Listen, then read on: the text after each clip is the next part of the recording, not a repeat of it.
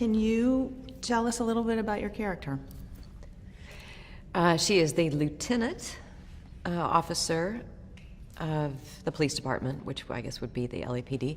And it is her job to make sure that she and her prized employee, Ryan Gosling's character, who is also a detective, is to just keep order.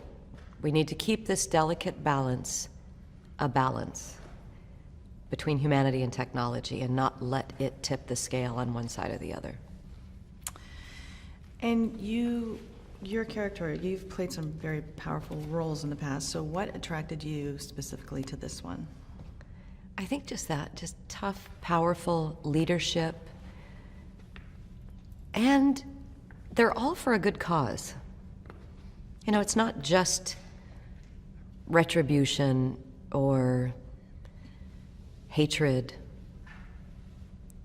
There's a good cause in the mission. And if you had to describe this story, without obviously giving too much away, how would you describe this story and its themes? I mean, really, it's a story about trying to seek your identity in this near future world. What does it mean to be human anymore? And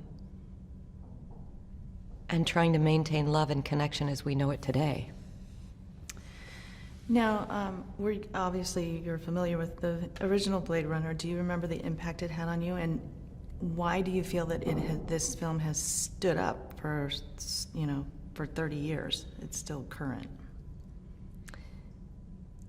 I think it's very prescient. You know, it is about what's starting to happen today with bioengineered human beings. What is that going to do to our world? What's it already done with technology, computers, digital age, how that's taking over?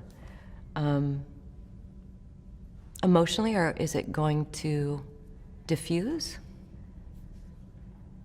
Will it enhance it? Can it do both? Some pretty interesting questions. And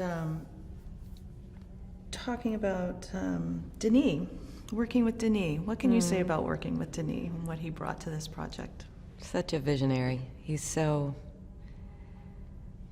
special one. He's, French Canadian, and you've got that accent, and you've got the different formations of words when you have second language, and he's so original with the way he conveys keeping the fierceness and the strength and this futuristic world, but bringing this vulnerability to it. He really knows how to bring heart to the character. Great working with him. Great director. As far as audiences that have seen the first one, do you feel that this one can stand on its own?